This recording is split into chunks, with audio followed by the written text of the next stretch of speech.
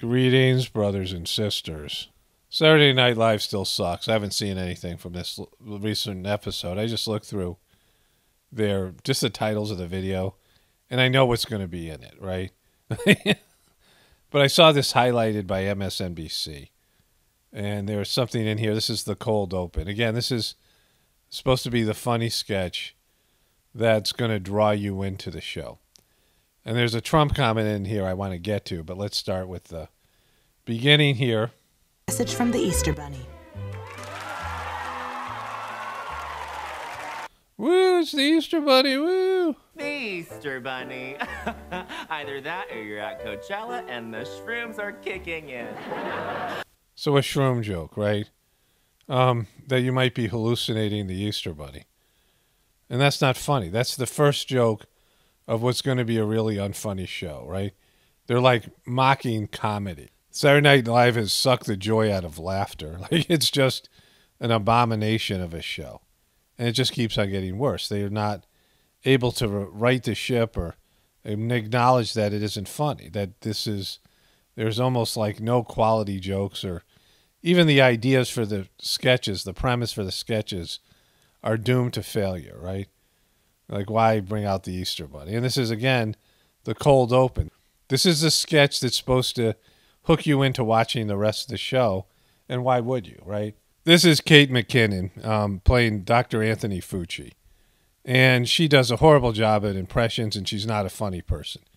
She acts really weird, and they pass that off as being humor. Like, she's a weird person who does weird things, but she isn't like somebody who has a lot of joy and is funny and laughs. Like, if you've seen her interviewed or talk, she isn't somebody that like enjoys laughing and enjoys things and finds things funny. She just acts really strange, and they decide to make her the centerpiece of the show until Pete Davidson somehow eclipsed her, right? With his total lack of talent. But her impressions suck, especially her impressions of men. But somehow she nails Dr. Anthony Fauci, like she's just good at it.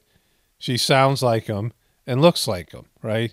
And some miracle of a completely talentless person, you know, a close to talentless person, she delivers on Fauci. All I'll say is that COVID cases are a lot like Jesus. They've risen again. They've risen again. See, that's, I mean, you know, again, the impression's there, but the joke isn't, right? If you're vaccinated, you're going to be fine. And if you're not vaccinated, I'm not supposed to say this. I honestly don't care what happens to you. Have fun. So I'm in the editing process. I want to show you that again, but Kate McKinnon ends up in the gun position, shooting at you, like pointing a gun, you know, imaginary fake gun out of your hand, but still a gesture, right? Donald Trump did this, you know. It'd be a big deal. It's a threatening gesture right when she says, I don't care what happens to you. And if you're not vaccinated, I'm not supposed to say this. I honestly don't care what happens to you. Have fun. Woo, woo, thumbs up, woo. So if you made the choice not to get vaccinated, if you, as a person who is in charge of your own medical decisions, based in everything to do with our economic system and our system of medicine, and our system of choice, right? That includes abortion, where you have a choice to remove and terminate, kill a fetus in your body at different stages of its development. You have a choice to do that, right? And so that choice is okay. Like, if you make that choice, you're a woman exercising your right to choose. But if you choose not to get vaccinated, then you're such a horrible person for making this mistaken choice that whatever happens to you, whether you die or something worse or anything bad that happens to you, you completely deserve. And Anthony Fauci and all the people laughing at this don't care. You know, the laugh track that's laughing at this bad joke. I mean, that's what they're saying here. If you didn't get vaccinated, no one cares about your choice or your poor choice and you as a person, because you made a mistake and you should be punished, right? But abortion's cool, right? That's what they just said here in so many words. So this guy does a really bad impression of Elon Musk. So they had the mayor from New York wasn't funny. Marjorie Taylor Greene, we've seen that impression before. Inaccurate impressions. And Kate McKinnon's impression of Fauci is just okay. Like she's, compared to the rest of them, she sounds, similar to Fauci and looks like him a little bit. This guy doesn't look like Elon Musk, doesn't sound like him, and of course the jokes suck, right? People don't want me to buy Twitter, but why? You're worried I'll make Twitter bad? What are you scared I'll buy next? The Oscars? Ha ha ha ha ha. And so I want to get to the Twitter thing. I got a separate piece coming up about that. That was a joke. No, it wasn't, right? And this isn't an impression either, and you're not talented, and this is not a comedy show. And it's just sad and pathetic. It's just only in the sense of the apocalypse is happening, and it's funny. The collapse of Saturday Night Live completely. I mean, it's never been great. There's been bits and pieces and funny sketches over the years, but now it's just no longer a comedy show. And it's just, the opposite of what comedy's supposed to be about. So they bring out their new Trump, right? And he does a better job than Alec Baldwin, because Alec Baldwin's impression was of Alec Baldwin, right? It was just exaggerated Alec Baldwin mannerisms. Like he didn't do Trump's voice. He didn't do Trump's look. Trump doesn't do ducky lips, right? This guy isn't doing ducky lips. Alec Baldwin does ducky lips, right? I've seen this over and over again in his Instagram account I showed you in some of my older Alec Baldwin videos. So Alec Baldwin's impression sucks. This guy's got some more, a little bit more Trump. It's not great. It's okay. But it's not funny, and that's the big part. But here's the headline from MSNBC, because MSNBC had this on their front page. MSNBC is associated, of course, with NBC, the network that this, horrible show is on. And the highlight of it was this line from this new impression of Donald J. Trump's. I've told America COVID would be over by Easter. I just didn't say which one, okay? I didn't say which one it was going to be. So say it with me, everyone. Happy? And so they're going to do live from New York at Saturday night. They're bringing it back that Trump said originally that COVID would be over by Easter. And, nobody knew anything about it, certainly not him. And they're trying to pin this thing on him, right? They talk about COVID making a comeback and all the things that are happening with it. And that's under Jojo Magoo, right? Jojo Magoo's been involved. Jojo Magoo's been president for 2 years. And he promised to bring back respect and dignity to the presidential office because Trump was tweeting in the middle of the night and act presidential, and he hasn't. And they're not covering him on this comedy show. The guy's constantly like pooping himself every time he gives a speech, right? He's an embarrassment, not only as a politician, but as a human. And he's more embarrassing for the party and the people that pushed him out there when they knew he was mentally incompetent. They knew he was going to, be in charge of this debacle, and they knew it was going to happen to the country. They said when he took over, he would, get rid of COVID because Trump was incompetent and doing a bad job. And that hasn't happened. So he broke that whole promise. It was one of the reasons that, if whatever happened in the election, the reason that people would vote for him was Trump's handling of the economy and COVID. And the economy was certainly not Trump's fault because he had a good economy. Not that it was a good economy because it collapsed, not because of Trump. Trump's economic policies weren't good, but the economy was due to collapse. It wasn't any politician's fault, right? It's a debt-based economy that's, it's in its last stages. So the economy is going to collapse no matter what Trump's numbers look like. And so they brought in COVID. And they used COVID to, make the economy go south on Trump and use that as a political talking points.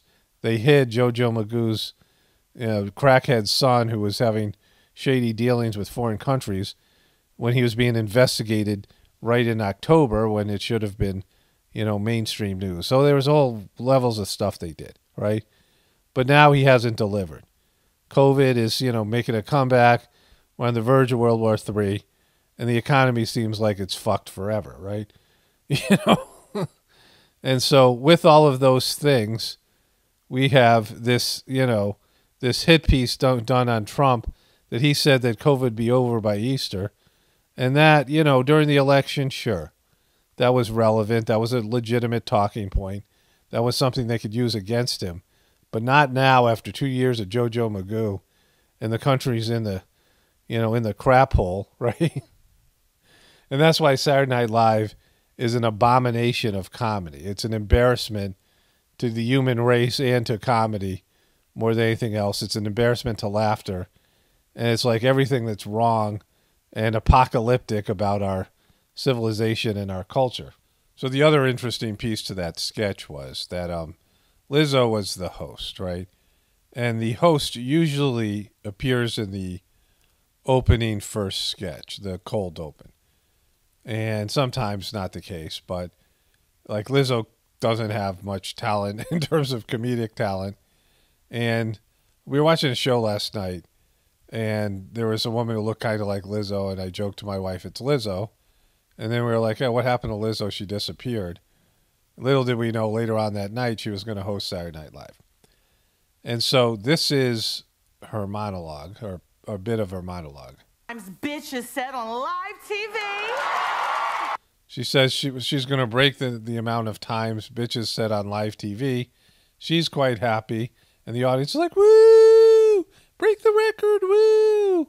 Shoot for the stars, Lizzo, woo! Do it, you can do it. You can say bitches more than anybody else has ever done it on TV. Break the record, woo! Bitch. 3 times. That's 4 times, actually. You're already setting the record. That's 3 more. I hate cussing in front of my mom. Hey, mama. So there's the mom, right? This woman's masked. This man's masked. This woman, this person's masked. All these people are masked, right? They don't have her mom masked. I think that's a mask there, perhaps. I don't know. Maybe not. But what's going on, right? Why is Lizzo's mom not masked? What's happening, Lizzo's mom? I haven't seen her in years. Okay. So that's Lizzo. Elon Musk has a plan for Twitter. It may scare away users and advertisers. The billionaire wants to trim down on Twitter's rules around free speech if he can buy the company, but experts say Musk may lack social media expertise. You mean he's not willing to shill for the powers that be, the liberal powers that be that want to silence any other voice? You live in a totalitarian state when the people who have the power don't allow you to speak, right? As everything the liberals, when they were boomer hippies growing up as teenagers in the 60s, was against, right? They wanted to be able to express themselves, and now they want to keep other people from expressing themselves, right? And this is the movement, how it's been co-opted, like all movements are. Tech billionaire Elon Musk facing resistance tonight in his fight to rule the Twitterverse. The social media giant now fending off Musk's $43 billion bid to buy Twitter with a business maneuver nicknamed a poison pill. They are pulling up the drawbridge. They are strengthening like he's, that's a big offer. Their defenses against Elon Musk buying the company. Right now, Elon Musk has about a 9% stake in Twitter. If his shares grow to 15% or more, the poison pill kicks in and the company makes discounted stock available to others to dilute his stake. They're forcing... So, they're trying to dilute his stake. So, listen to what they just said. I'm in the editing process and I didn't fully grasp how effed up it was what they just said. So if his stock share, if he buys enough stock legally, he's purchasing stock, he's an investor, right? He'll have 15% of the company. And I don't know how Twitter is broken down, whether that would make him have some sort of at least a seat on the board or whatever it is, right? But if he buys the stock, what they're going to do is take stock, manufacture more stock, and sell it at a discount rate to other people to dilute his stock, right? Like, how effed up is that? Like, that's not fair. Like, how is that even legal, right? That they're going to create more stock. It's like they're printing more currency, right? It's like they're inflating the value of your stock. by creating more shares and diluting the collective value. Like, that's completely effed up. Anyone who wants to buy the company to negotiate directly with them rather than just buying Twitter shares on the open market. Twitter says its plan was unanimously adopted by the board, writing, "It will reduce the likelihood that any entity, person, or group gains control of Twitter." Earlier this year... See, then Twitter is, been compromised in terms of it allowing only one side of the story to be told, just like all these other media giants. And they're freaked out because he wants to allow people to say what they feel, right? And Donald Trump would have a platform again. And they can't let that happen. And so just think about it, like what they're willing to do to the company and the already existing stockholders and screw all of them because of his takeover. Twitter plans to host Elon Musk for a question and answer session with employees. The Washington Post says the, quote, "Ask Me Anything" session will address workers who've expressed concerns that Musk could inflict damage to the company's culture. You mean Twitter? Twitter's culture? As well as make it harder for people to do their jobs. The move comes after Musk purchased a 9.2% stake in Twitter, making him the company's largest shareholder. Joining us now, New York Times contributor and co-host of the Pivot podcast and host of the...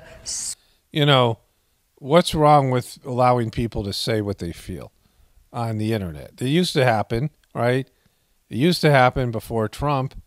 And now it comes out that one of the reasons why they're saying it can't happen has, as far as I can tell, been debunked. I'll get to that in a moment. Sway podcast. Kara Swisher. Kara, it's great to see you. Good to see you. What are they Good to see you, Kara. going to ask him at Ask Me Anything? What's the big question what would for you Elon ask? Musk? Yeah, what would you ask? Yeah, what would your question be? What would your question be, Kara?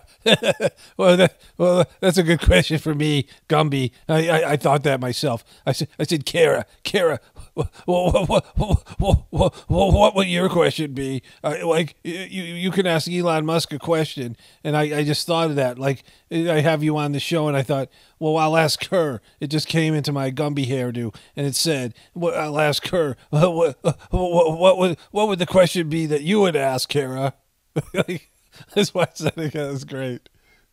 Anything. What's the big question what would for you Elon ask? Musk? Yeah, what would you ask? Yeah, what would your question be? Well, yeah, they both came up with it. They both came up with the same question, Kara.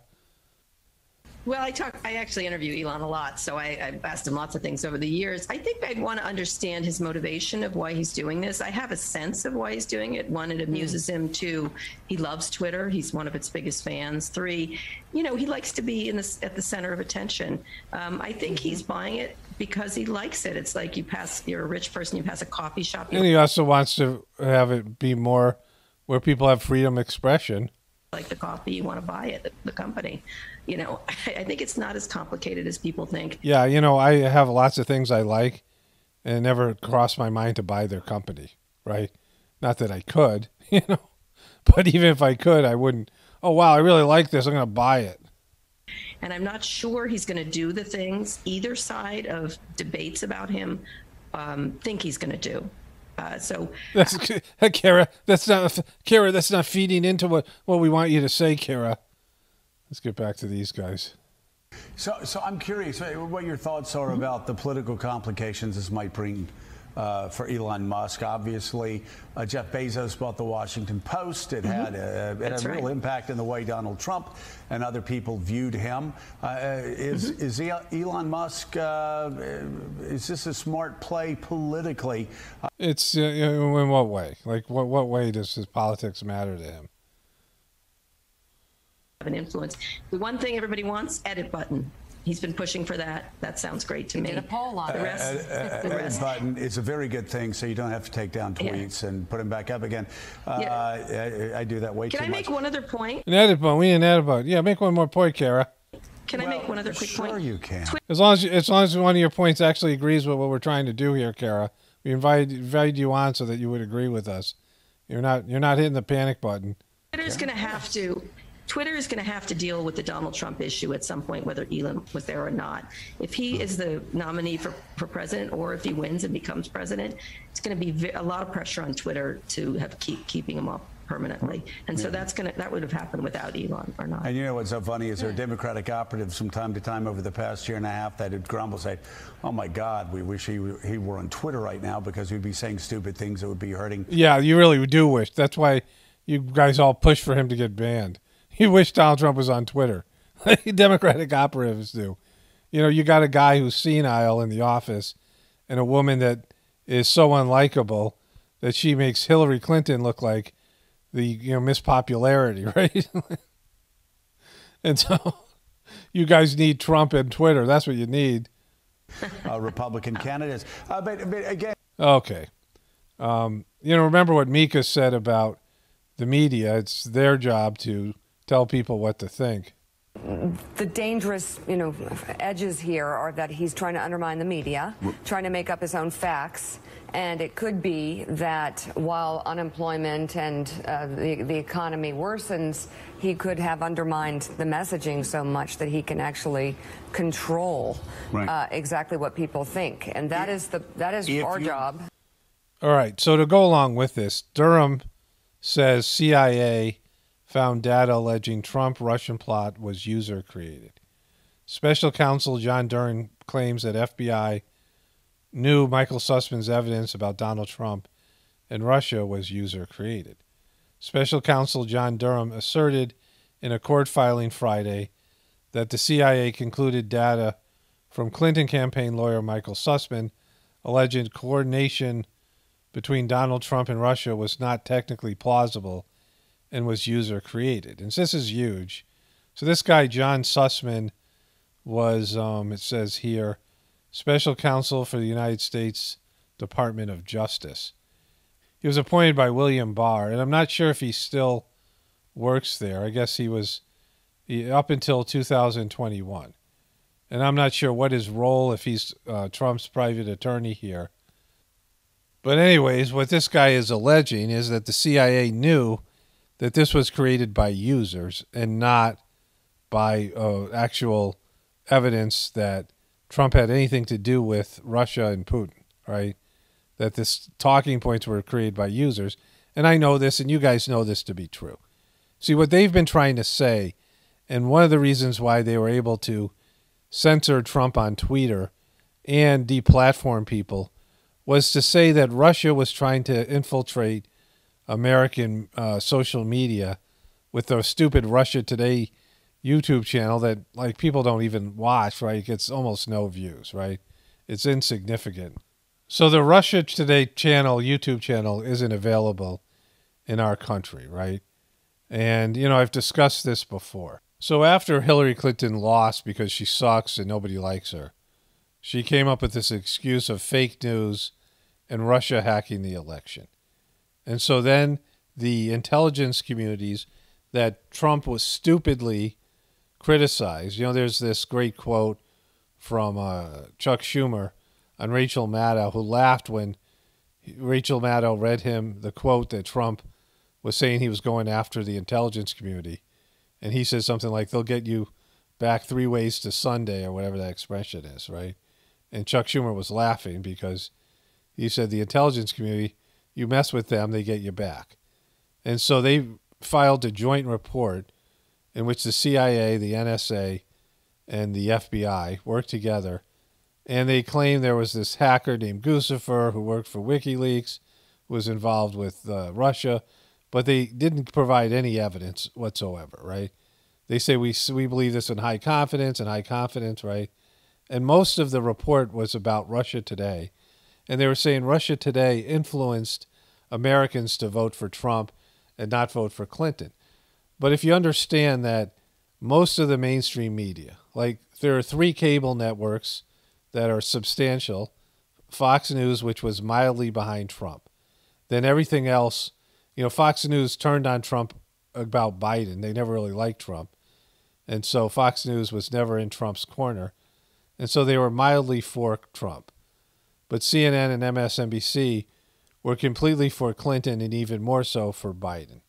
ABC News, NBC News, CBS News, even to the extent PBS News, were all solidly behind Clinton and Biden, right? And then all of the social media platforms, Twitter, YouTube, Google, right?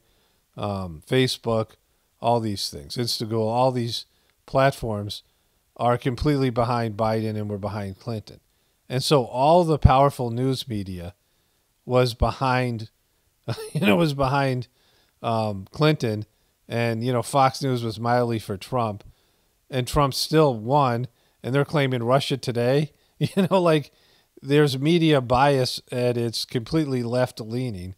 So much so there's been this deplatforming. And so Russia Today is a joke, right? It's got some truther stuff on there, but for the most part, it's, it's anti-American government propaganda, whatever they're doing. It's not, above board, right? It's a Russian state YouTube channel that's there creating dissension. The problem with it is they weren't original. They didn't get their stuff original. They didn't create the ideas. It was created by the truth community that was here long before Russia Today even existed. And the truth community has been around YouTube and not just the truth community, but extreme right-wing people who back Trump were here long before Russia Today started to promote those very same narratives. And nobody took Russia Today seriously, right? And so, it was, certainly what you would call propaganda, but it wasn't, something that was the beginning of the truth movement, the beginning of the QBs and all these things that already existed. And the dissension in America, the division in America was already there, right?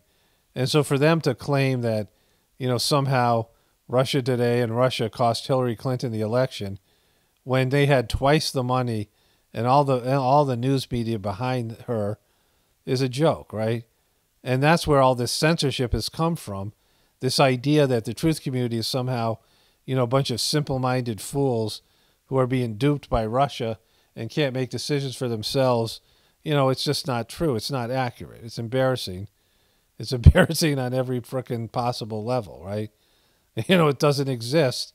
And so I don't know if this guy has factual information that the CIA already knew this and they've been pushing this agenda, but it's wicked slimy, right?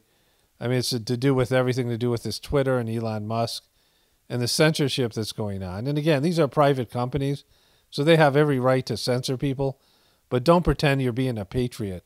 Don't pretend you're being American. Don't pretend that you're doing it for the good of all. You're doing it because you believe one thing and you don't like what other people disagree with your beliefs as a group. And I'm talking about the liberals here, the boomer hippies. And it was the same thing you guys complained about, freedom of speech, back when they were trying to suppress your hippie movement, your hippie liberal movement, which, there's many good things that came out of the hippie movement, but this ain't one of them, right? And you've become your worst nightmare. You've become the man. And I've said this over and over again. You've become the controlling, this idea of this privileged old man, white man ruler who, forces his beliefs that, as a collective group, forces their collective group's beliefs on America and everyone else and won't let other people express their beliefs. That's what you've become, right? By censoring people, by deplatforming them. And you have all these powerful corporations that are a part of this agenda as well on the left. So, don't complain about somehow Russia, like some inconsequential YouTube channel and media network or whatever it is. Don't complain about it like it had some effect. It didn't. You're just being dishonest, and you know that. Everyone who's reporting on this knows that. You're using it as an excuse to get rid of people who have different opinions than you and whose opinions are, in terms of the mainstream media, the opinions that are expressed by individual people on social media are much more compelling and believable and true than what's being pitched by mainstream media. That's the whole problem. You can't compete because you suck, right? Your view sucks. Your truth is a bed of lies and deceptions built on a foundation of lies and deceptions. And so whatever truth you're saying, there's an agenda behind it, a deceptive agenda behind it, and most of it isn't truth, right? And that's why you can't compete. So you have to have a singular monopoly over the so-called truth where you're the arbiters of what's real and what isn't.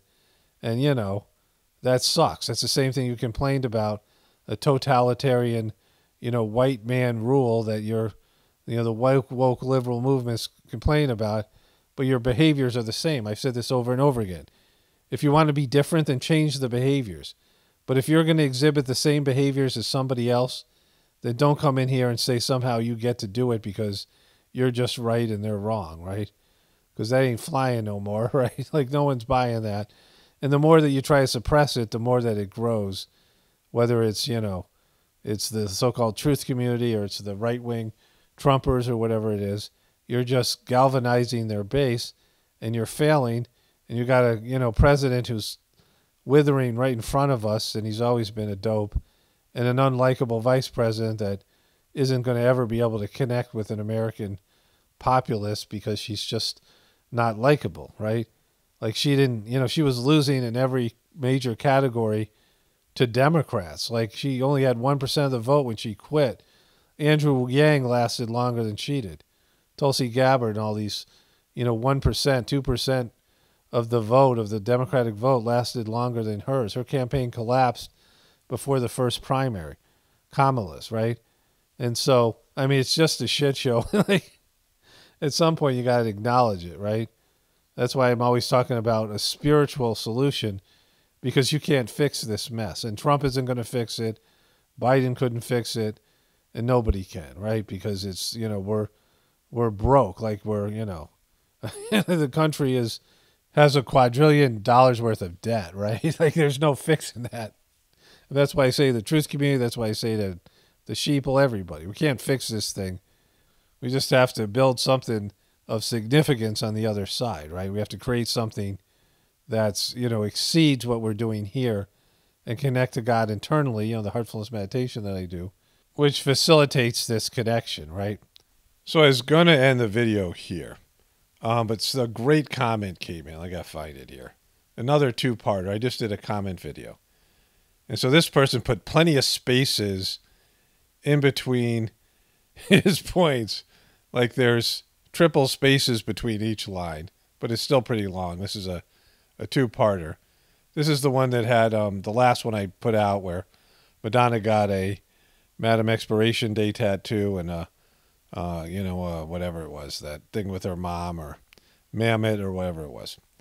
And Will Smith said that he earned the right to gigantic public failure. And so the person says, "Who the TH are you, though?" ? I'm Paul Romano. I say so at the end of the video. So that's who I am. Who are you? Anonymous, weirdly named, Instagram YouTube avatar. The guy who spent hours putting together an hour video trying to deride their name. I think he means Will Smith's name. Will Smith is a legend in acting.